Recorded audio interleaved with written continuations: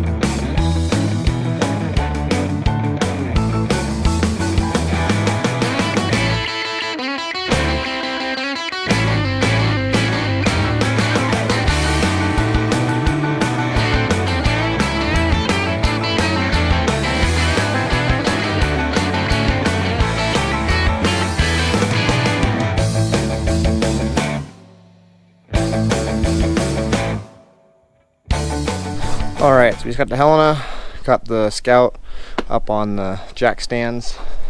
I'm actually using my pipe stands, one on each corner of the truck just to get all the suspension drooped.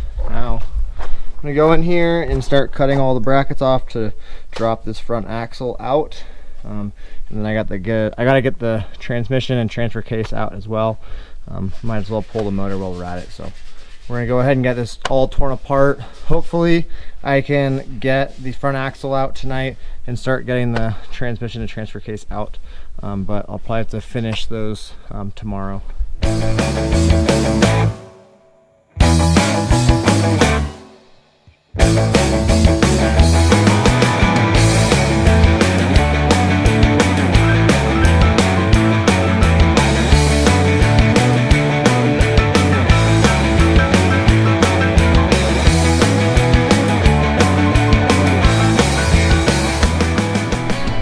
Alright, so last night I went and got the front axle pulled, got the engine, transmission, transfer case out of here, so it is completely stripped. Now I'm getting my front axle kind of set where I want it.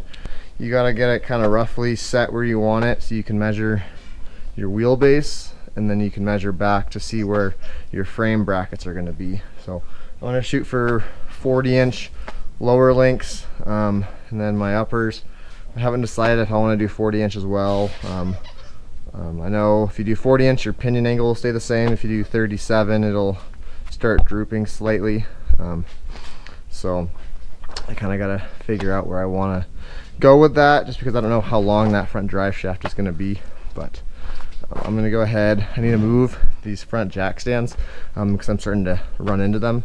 So I'm just gonna basically lift up the front of the truck with the tractor, and then I'm gonna move the jack stands back and then do a crossbar so I can still run my links and not interfere with the jack stands or anything. So I'm gonna go ahead and get that set up, and then we'll be right back.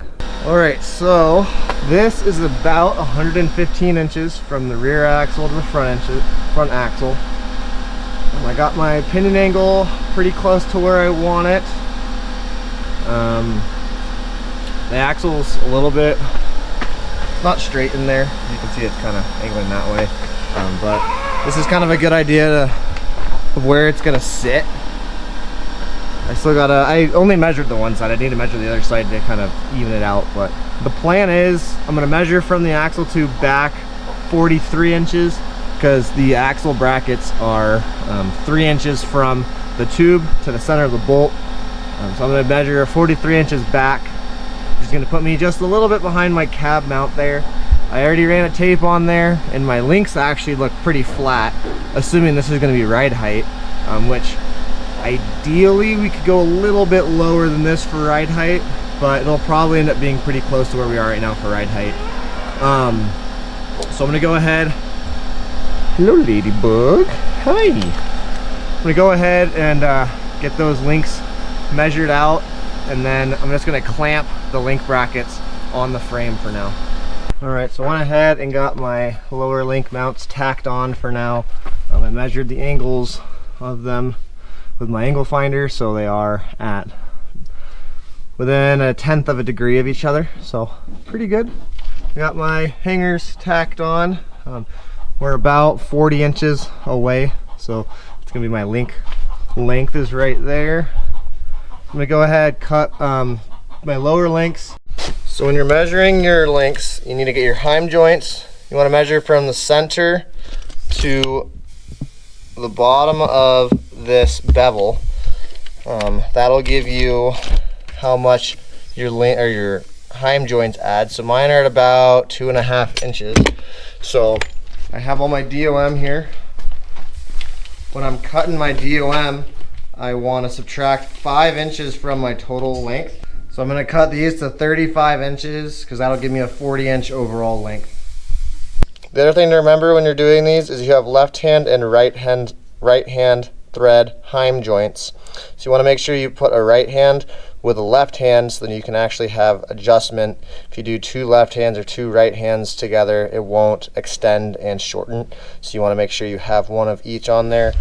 Typically, if I remember correctly, the left hand has a galvanized nut and some notches in it, and the right hand will just have a normal one. It might be vice versa, but that's the easiest way to tell, is if you just have 2 different colored nuts, or you can see this nut has notches on it, this one doesn't. As long as you're matching 2 different ones together, then you're good to go.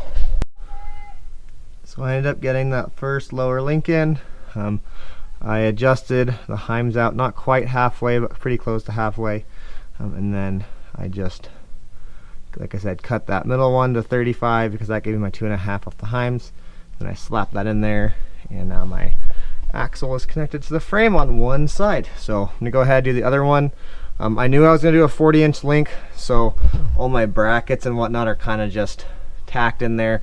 So I might need to adjust the angles on these to give me enough height for my upper links, also for pinion angle stuff. So just tack everything in for now, and then I can adjust everything later. All right, so I got the front axle in here.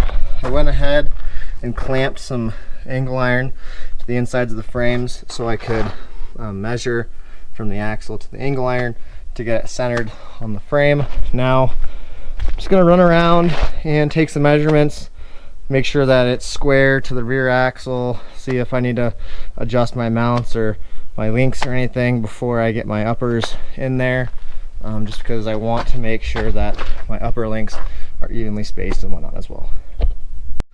All right, this is not going as planned.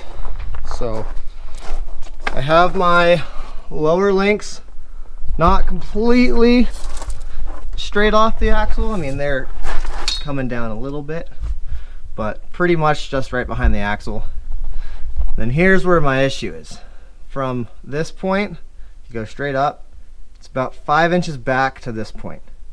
because this is in front of the axle tube and that's on top of the axle tube. So now, with the mounts that I bought on the frame, these are the Barnes mounts. I figured it would be easier to buy these. It's all in one because it already has 10 degrees out, and then it already has the link separation and stuff figured out.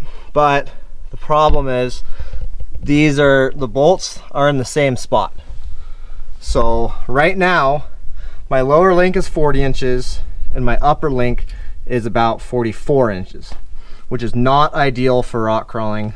Ideally, you want your upper and lower to be the same length, or your upper to be 75% of your lower, so a little bit shorter, and my uppers are longer. So what I'm gonna have to do is, I have it all tacked in just so I can move it. I'm gonna get my knuckles and everything put together at some point, and get my unit bearings put back on, get some just some scrap wheels and tires I have laying around thrown on there so I can move this around, get the drivetrain installed and whatnot, because there's a lot of variables that go into setting up my 4-link. But as it is now, I can move it. I still have to change a bunch of stuff on the rear end as well. So this is really just mocked up. So everything's just tacked in. I might have to put some better tacks on things to make it so that they don't break off, but in the future, probably won't be buying this mount again. Nothing against Barnes. It's just the mounting points don't work for my axle setup over here. So what I'm gonna end up doing eventually is cutting these off, building some new ones that are separate so my upper link can be moved forward, and then that'll allow me to have the same length upper link as my lower, because that mounting point is going to be moved 4 inches forward, just to offset for this one that's 4 inches back. But it's all in there, it's all together, it all fits. I'm gonna go ahead, kind of get everything cleaned up, because it does look like there's a storm rolling in briefly. Looking at it here, I think we're gonna have plenty of clearance for that inline 6, which is gonna be nice. I know a lot of people don't do 4 links just because it becomes a packaging nightmare. So far, this is actually working out pretty good. Granted, I don't have a drivetrain in or anything, but it looks like I should have plenty of room to put my inline 6 just right there between those links. My axle is far enough forward, I'm not going to have any issues with mounts hitting the oil pan or anything. If anything, it's going to start hitting this cross member. They are pretty close to hitting that tube I have in there, but that's just holding the frame, so that's not going to be in there when we're actually out driving. But yeah, it looks good. 115-inch wheelbase, like I said. You know, it's just kind of a bummer. I was hoping to kind of get this finished up and get the coilovers put in there and mocked up, but yeah, you know, it is what it is. This is my first 4-link I've ever done, so I'm just kind of figuring out as we go. Like I said, now that I kind of know about that, I totally overlooked that when ordering parts and whatnot, so I'll have to get the plasma table out and get some link brackets cut at some point, but for now I'm just gonna keep on keeping on, get some of these stuff tacked in, and then we'll see what else we got to do. So I just realized we didn't do an outro for the video, but as you can see, the 4-link is in. I'm not too happy with it. I gotta probably angle the lower mounts down a little bit, and then like I said, I'm probably gonna end up cutting the the frame side mounts in half just to move the upper links forward and up. It looks like I should be able to have both my uppers and lowers pretty close to parallel at ride height, so that's gonna be awesome.